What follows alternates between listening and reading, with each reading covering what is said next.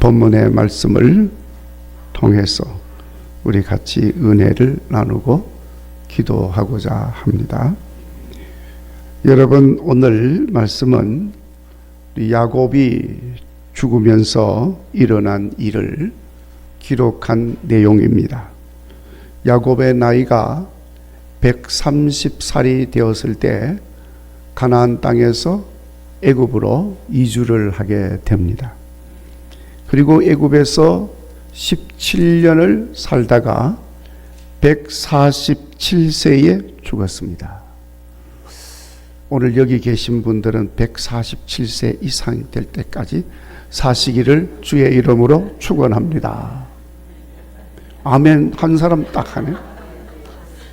믿음이 없으시네. 아니 뭐 그 전에 죽을 때 죽더라도 아멘 하고 죽어야지. 예? 속으로는 그때까지 살고 싶으면서.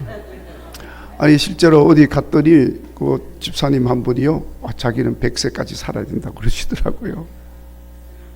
지금 90이 좀 넘으셨는데 자기는 100세까지 살아야 된다고. 아이고 왜 100세까지만 사십니까? 120살이 넘도록 사실 줄로 믿습니다. 그렇게 해서 아멘 했어요. 예, 그러니까 모르겠어요. 근데 오늘은 보니까 야곱이 147세에 죽었어요. 할렐루야. 여러분, 이 장수는 하나님의 축복이에요. 네? 장수가 하나님의 축복입니다.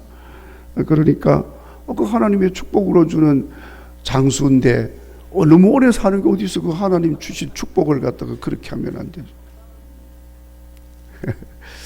자, 다시 한 번 더 해봅시다. 우리 야곱처럼 147세가 넘도록 사시기를 주의 이름으로 축원합니다. 아멘. 오래 살고 볼 거라니까요. 여러분, 오래 사세요. 건강하게 오래 살면 좋습니다. 자, 그래서 야곱이 죽어서 장사를 다 지냈습니다. 그래서 이제 그의 유언에 따라서 내가 죽거든 야곱이 하는 말이에요. 가나안 땅에 내가 파놓은 묘실에 나를 장사하라. 그래서 그 말대로 헤브론 땅 마물의 밭이 있는 막벨라 굴에다가 장사하였습니다. 아브라함도 거기, 사라도 거기 다 이 아브라함 때 그 사놓은 거거든요. 그렇게 해서 이렇게 이제 가족들이 다 그 막벨라 굴에 장사가 되어집니다. 이제 야곱도 애굽에서 그 운구를 해가지고 막벨라 굴까지 이제 갑니다. 아주 뭐 성대한 장례 행렬이 이제 있었던 것입니다. 요셉이 있어서 그렇게 된 것입니다. 그렇게 장사를 하고 난 뒤에 오늘 말씀, 야곱의 장사가 마쳐지면서 요셉의 형님들 마음이 불안해집니다. 오늘 말씀에 이제 그렇게 시작이 된 거예요. 형님들 마음이 왜 불안하냐 하면 옛날에 요셉에게 한 짓이 있거든요. 그 짓이 무슨 짓이냐면, 따라서 합시다. 몹쓸 짓. 무슨 짓 했다고요? 그 짓을 한 거예요. 그러니까 한 짓이 있으니까 얼마나 마음이 불안하겠어요. 그동안에는 아버지가 살아 있어서 요셉이 아무 내색을 하지 않았지만은 이제 아버지 없으시니까 요셉이 그 막강한 권력을 가지고 있는데 형님들 몇 명 죽이는 것쯤은 뭐 파리 한 마리 죽이는 것과 뭐 같은 비슷한 그런 것들이니까, 자, 여러분 이제 그 요셉을 생각하면은 형님들 마음이 불안해서 견딜 수가 없습니다. 자, 그러니까 여러분, 죄 짓고는 못 산다는 말을 하지 않아요? 그러니까 사람들 앞에 죄를 지어도 여러분 우리가 이렇게 불안하고 마음이 편하지 않는데 하나님 앞에 죄를 지으면 어떻게 될까요? 이건 뭐 좌불안석입니다. 불안해서 견딜 수가 없겠죠? 그러니까 여러분, 뭐 하나님 앞이든지 사람 앞에서든지 악은 멀리하고 죄를 짓지 않도록 늘 근신하고 기도하며 선한 길 걸어가는 믿음의 사람들이 되시기를 주의 이름으로 축원합니다. 그래서 여러분 악을 멀리하고 죄를 짓지 말아요. 특별히 하나님이 예수님을 통하여 거룩하게 구별하여 준 우리 그리스도인들이니까 더욱더 어떤 모양이든지 악은 버려야 한다. 아멘. 그래서 사도 바울이 권면을 합니다. 데살로니가전서 5장 22절의 말씀인데, 평강의 하나님이 친히 우리들을 온전히 거룩하게 하시고 혼과 영과 몸이 예수님 강림하실 때 흠없게 보존되기를 원하노라. 그렇게 권면을 했어요. 그러니까 우리가 우리 주님 재림에 오시는 그날이 언제일지 알 수 없지만 이제 조만간 오실 테니까 그 앞에 우리가 서기에 부족함이 없도록 흠이 없이 잘 보존하시는 여러분 되시기를 바랍니다. 구약에 보면은 욥이라고 하는 사람이 나와요. 이 욥은 육신이 약하기 때문에, 우리 인간이다 육신을 가지고 있고, 육신을 가진 인간은 육신이 약합니다. 뭐 대단히 센 것 같죠? 아주 약해요. 그냥 이렇게 하면 퍽 거꾸러지는 게 인간이 육신이에요. 이제 그렇기 때문에 뭐 이렇게 육체적으로도 약하지만은 죄에 대해서도 너무너무 약한 게 인간인 것입니다. 그래서 이 욥은 그런 연약한 존재인 것을 알기 때문에 혹시라도 부지불식간에 하나님 앞에 죄를 지은 것이 없을까, 죄를 짓지는 않을까, 이렇게 늘 생각을 해서 아침, 점심, 저녁 하루에 3번씩 제단을 쌓으면서 이 상번제 외에도 회개의 제물을 드리며 하나님께 예배했다 그랬어요. 항상 회개의 제단을 쌓았어요. 그것도 자기 자신은 물론이고 자기 자녀들을 위해서도 그렇게 회개의 제단을 쌓았다. 그 하나님 앞에 허물이 없도록, 지은 죄가 다 그때그때마다 사해지도록 그렇게 제단을 쌓았다 그랬어요.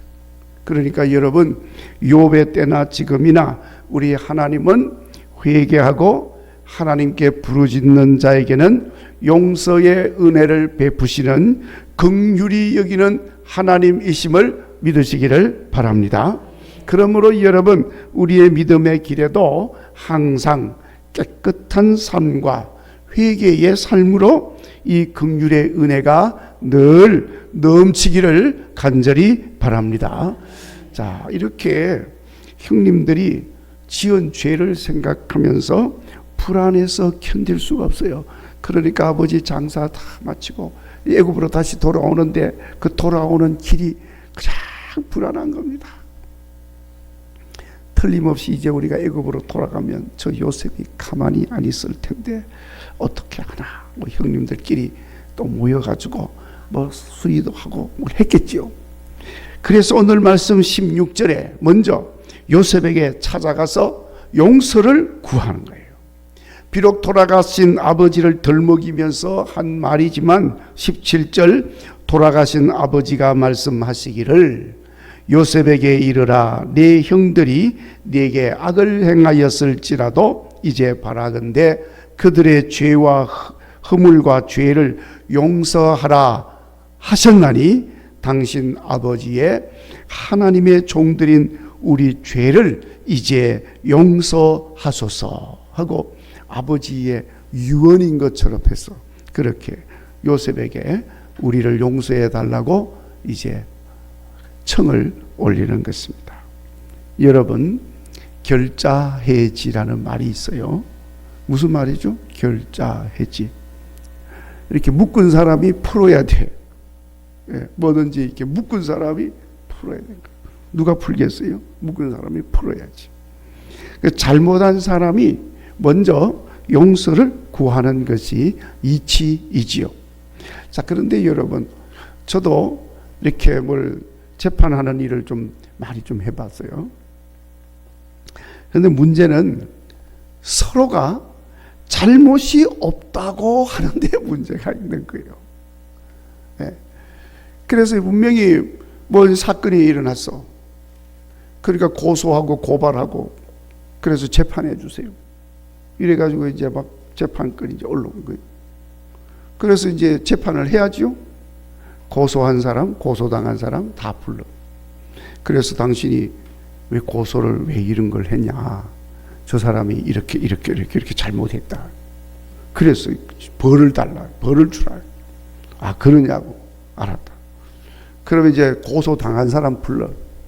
당신은 이렇게 고소를 했는데 당신이 이런 죄를 지었냐?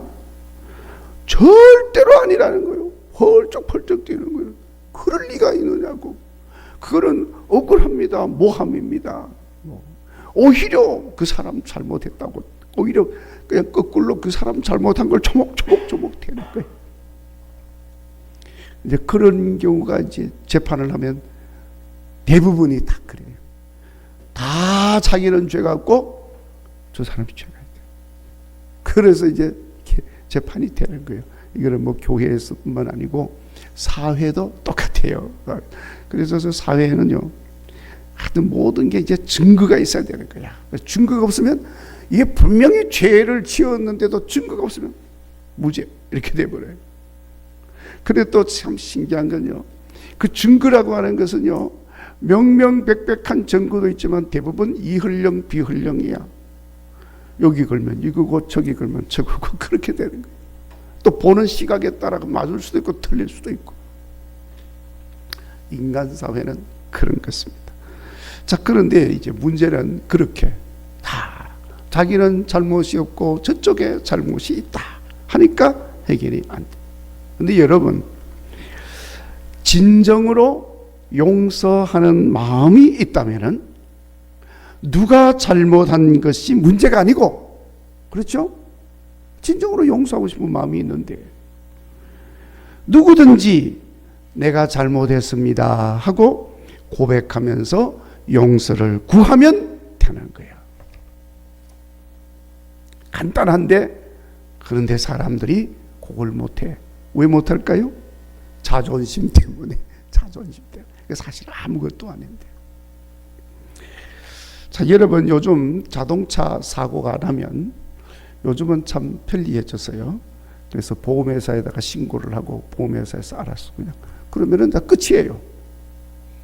그러면은 이제 뭐 저쪽 상대방 쪽에서는 아 말이야, 사람이 그래도 도덕이 있지, 양심이 있지, 지가 사고를 냈으면은 뭘 사과도 하고 어쩌고 저쩌고 뭉글뭉글 거려요. 그럴 필요가 없어. 이제는 보험회사에서 다 알아서 하니까. 그러니까 내가 사고를 냈죠. 그러면 보험회사 신고를 하죠. 그러면 그 보험회사 직원이 딱 이제 정해져. 그럼 이 사람이 나서서 그 모든 일을 처리를 다 하는 거예요. 그리고 저 사람도 사고를 이제 당했으니까 저쪽에도 이야기하지 않겠어요? 그러면 자기도 이제 보험회사 직원 이제 내세워서 그래서 자기들끼리 이제 이야기를 하는 거야. 그래서 사건이 이제 마무리를 하는데, 대부분 제가 말씀드리려고 하는 것은 교통사고가 났을 때 물론 명백하게 100% 이렇게 잘못되는 경우도 있지만 대부분의 경우는 100% 일방적인 잘못을 내리질 않아.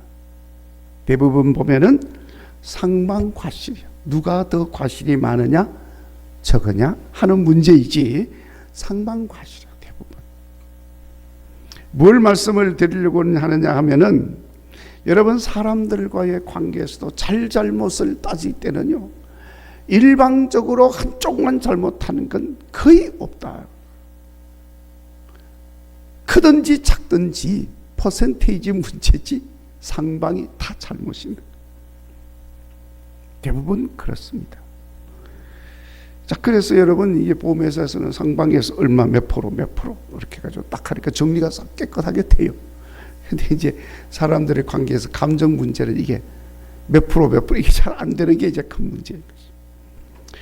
자, 오늘 형님들이 아버지를 덜 먹였지만은 먼저 요셉에게 우리 죄를 이제 용서하십시오 하고 구하였습니다.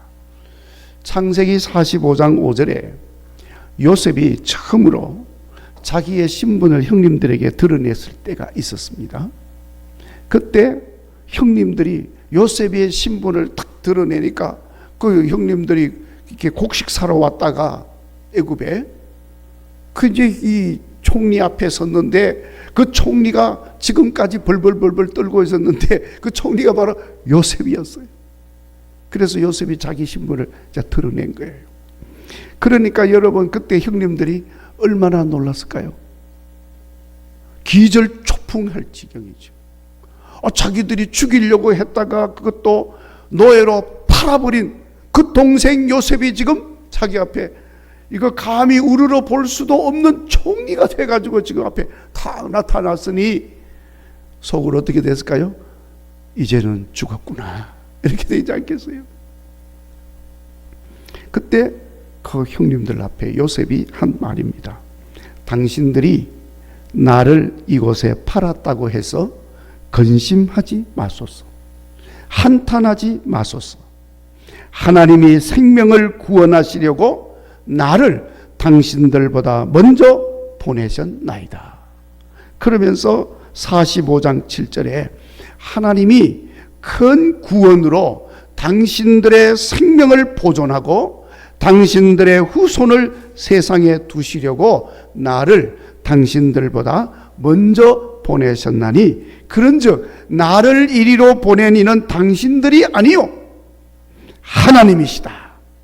이러면서 형님들에게 위로를 하는 거예요. 걱정하지 마시오. 당신들이 나를 보낸 게 아니고 하나님이 하신 겁니다. 당신들이 나를 노예로 판 게 아니고 하나님이 그렇게 나를 이곳에 오게 하신 것입니다. 하고 위로를 한 거예요. 그래서 이미도 요셉의 마음에는 지난날의 그 형님들의 모든 잘못에 대해서는 하나님의 구원을 위한 역사라고 하는 것을 시인하고 또 고백하면서 이미 형님들의 잘못은 다 용서한 문제예요. 다 끝난 문제라는 거예요. 그런데 오늘 본문에 형님들이 아버지가 죽고 나서 새삼스럽게 그 문제를 끄집어내면서 용서를 구하고 있는 거예요. 그러니까 요셉의 마음이 북받쳐 올랐다. 그래서 17절 형님들의 그 말을 들을 때 울었더라 하고 기록을 하고 있습니다. 아마 이 속에는 여러 가지 의미가 담겨 있다고 봅니다. 한편으로는 형님들의 그 진정이 담긴 용서를 구하는 말을 들으니 감정이 좀 북받쳐 올랐을 수도 있습니다. 형님들이 이렇게 용서를 구하니 그 마음이 얼마나 그렇습니까? 또 그러나 한편으로는 이미 전에 하나님의 계획을 이루기 위하여 하나님이 하신 일이라 하면서 형님들에게 그건 괴념치 말라고 했는데 다시 그렇게 또 용서를 구하니 자기 자신의 그 진실한 마음이 형님들에게 제대로 전달되지 않은 것 같아서 미안하기도 하였던 거예요.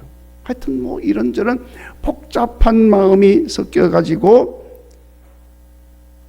그 형님들을 그 말을 듣고 요셉이 울었다.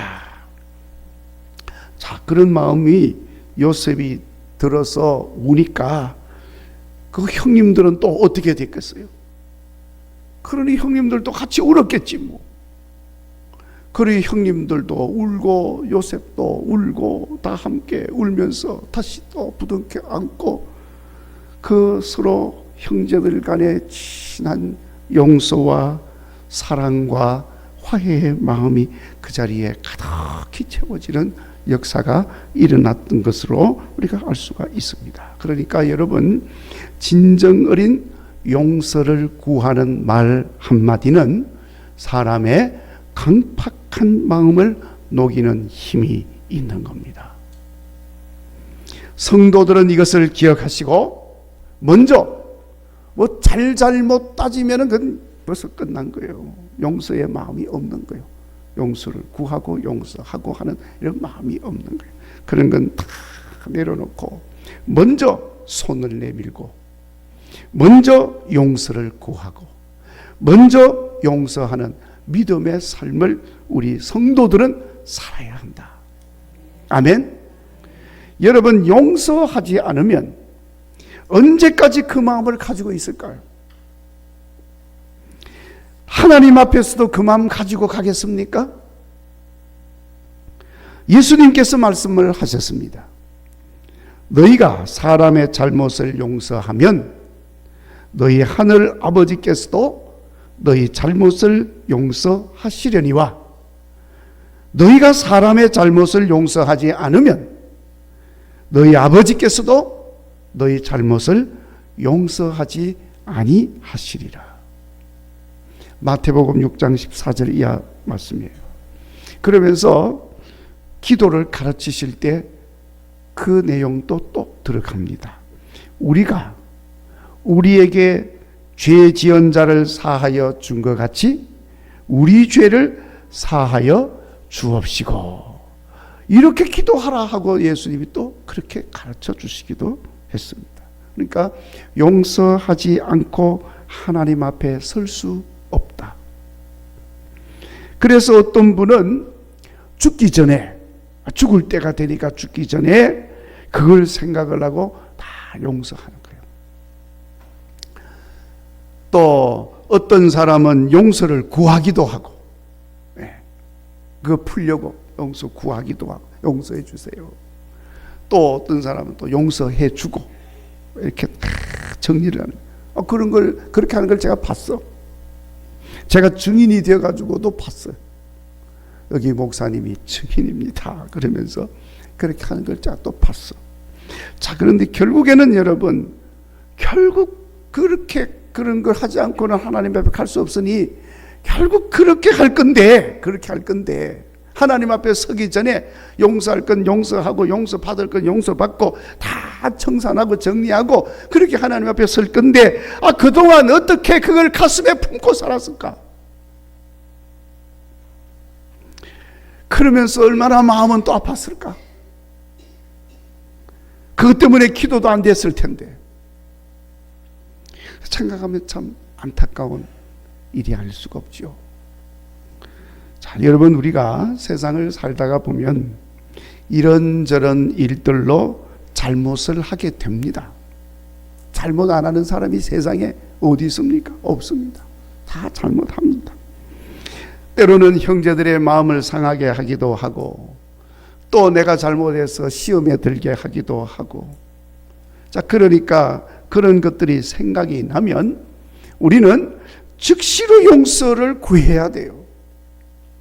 그리고 또 용서를 구하면 용서해 주고, 그게 사랑인데, 우리 주님 또 용서해 주라고 그랬잖아.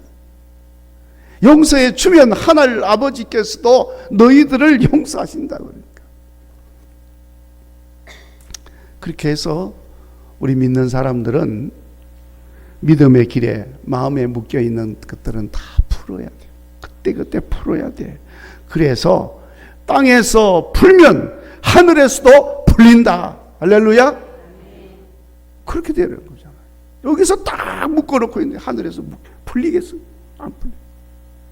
풀어야 하늘에서도 쫙 풀려서 모든 것이 자연스럽게 평안하게 물 흐르듯이 또 흘러가게 되어지는 것입니다. 땅에서 먼저 풀어서 하늘에서도 풀려지는 놀라운 은혜와 복이 임하는 것을 보시기를 간절히 바랍니다. 요셉이 형님들의 말을 듣고 우니까 18절에 형님들도 요셉 앞에 엎드려서 우리는 당신의 종들입니다 하고 이제 고백을 합니다. 그러니까 요셉이 또 화답을 합니다. 두려워하지 마십시오. 내가 하나님을 대신하겠습니까? 당신들은 나를 해하려 하였지만 하나님은 그것을 선으로 바꾸셔서 오늘과 같이 많은 백성들의 생명을 구원하게 하시려 하셨습니다. 그렇게 말하면서 또 21절 덧붙입니다. 당신들은 두려워하지 마소서. 내가 당신과 당신들의 자녀를 기르리이다. 그러면서 간곡한 말로 위로하였다고 했습니다. 자, 여러분, 오늘 말씀은 요셉을 통해서 우리 하나님의 구원의 역사를 이루어 가신 그 섭리를 보여주는 중요한 내용입니다. 그러니까 여러분, 우리는 이 하나님의 구원하시는 역사와 섭리를 보는 신령한 눈이 열려져야 합니다. 요셉은 하나님이 보여주신 꿈을 통해서 하나님이 계획하시는 신령한 계획을 보았습니다. 비록 자세한 내용은 알지 못했지만 하여튼 하나님이 역사하시는 꿈을 본 거예요. 그러니까 그런 수많은 역경과 고통의 과정을 그 꿈을 생각하며 인내하며 견뎠던 거예요. 주님 보여주신 그 꿈 이루어질 줄로 믿습니다. 그 꿈이 어떤 건지는 모르지만 그거 이루어질 줄로 믿습니다. 그러면서 고난과 역경 가운데 있을 때도 그거 생각하면서 참고 견디는 거예요. 그러니까 어떤 환경이 주어진다 할지라도 흔들리지 않습니다. 그 꿈이 이루어질 때를 바라봐야 되니까. 그렇지만은 이 요셉의 형님들은 알지 못했습니다. 하나님의 계획과 섭리를 알지도 못했어요. 동생을 통하여 꿈 이야기를 들려주었지만은 그냥 형님들은 그냥 흘려들었습니다. 오히려 요셉이 꿈 이야기를 하면 아주 기분 나빠가지고 아주 기분 나쁜 듯이 그러면서 미워하고 결국에는 그 요셉을 죽이려고까지 하였다. 저 동생이 형님들이 지한테 절한다고 그런 꿈을 이야기를 하는데, 야, 이 꿈이 도대체 어떤 꿈일까? 좀 형님들이 좀 새겨 듣고 그렇게 했으면 요셉이 참 귀한 인물인 것 같다, 이런 생각을 해야 될 텐데 그렇게 생각하지 않고 그냥 흘려들으니까 하나님의 계획이고 하나님의 뜻이고 이런 건 다 무시해버리고 기분 나빠가지고 저 요셉을 죽이려고 해요. 자칫 하나님의 계획과 뜻을 그르칠 뻔한 사람들이 형님들이었어요. 여러분, 요셉은 하나님의 역사와 섭리를 보는 신령한 눈이 있어서 순간순간 하나님의 구원하시는 역사를 보았고 또 그렇게 되는 과정에서 늘 형통한 삶을 살았습니다. 결국에는 존귀하게 되는 은혜도 입게 되었습니다. 그러니까 여러분, 우리도 이렇게 신령한 눈이 열려져서 하나님이 구원하시는 역사를 보고 그 역사를 이루어 드리는 데 쓰임받는 믿음의 사람들이 되어지도록 기도하시기를 간절히 바랍니다. 그러려면은 악을 선으로 바꾸셔서 만민을 구원하시는 하나님이시다 하는 사실을 우리가 확실히 믿어야 하는 겁니다. 여러분, 성경을 보면 처음부터 끝까지 계속해서 반복하여 말씀하시는 내용이 바로 이 말씀입니다. 여호와 하나님은 만민을 구원하시는 하나님이시다. 아멘. 그 계속해서 그 이야기하는 천지 만물 창조하신 거, 그 만민을 구원하기 위한 하나님의 계획이고 섭리였습니다. 홍수 심판 중에도 노아를 택하여서 구원하신 것도 그런 하나님의 계획이었습니다. 아브라함을 부르신 것도 그렇고 선지자들 보내셔서 하나님의 말씀을 예언하게 한 것도 그렇고 구세주 예수님 보내주신 것까지 결국에는 만민을 구원하시는 하나님이심을 분명하게 계시하고 증거하시는 내용들인 것입니다. 그리고 그렇게 하기 위해서 하나님 사용하신 방법이 바로 악을 선으로 바꾸는 것이었습니다. 합력하여 선을 이루게 하신 거죠. 형님들은 요셉을 죽이려고 하다가 애굽으로 노예로 팔았죠.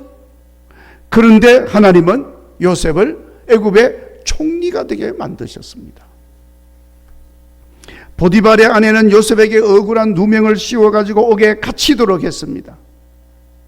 그러나 하나님은 바로의 꿈을 해몽하여 만민을 구원하는 이 계기로 삼으신 것입니다. 형님들은 눈물나게 하는 간구와 호소를 하였지만 그것을 천하 만민이 구원을 호소하는 부르짖는 소리로 듣고 응답하게 만든 것입니다. 결국 요셉은 넓은 마음으로 형님들의 죄악을 용서하고 오히려 품어주면서 그들만이 아니라 그들의 자식들까지도 보살펴 주겠다고 약속을 하게 됩니다. 자, 여러분, 우리는 고난과 역경을 통하여 천하 만민을 구원하시는 하나님의 역사를 이루게 한 요셉을 보면서 온 인류를 구원하시기 위해 세상에 오셔서 십자가에서 죽으시면서까지 우리를 구원하여 주신 구세주 예수님의 구속의 역사를 볼 수 있기를 간절히 바랍니다. 그리고 그렇게 하나님의 구원의 역사를 이루어 드리는 일에 쓰임받은 요셉처럼 우리들도 신령한 눈이 열려서 만민을 구원하시는 하나님의 신령한 뜻을 깨닫고 그렇게 하는 일에 쓰임받으시는 국일의 성도들이 되시기를 주의 이름으로 축원합니다.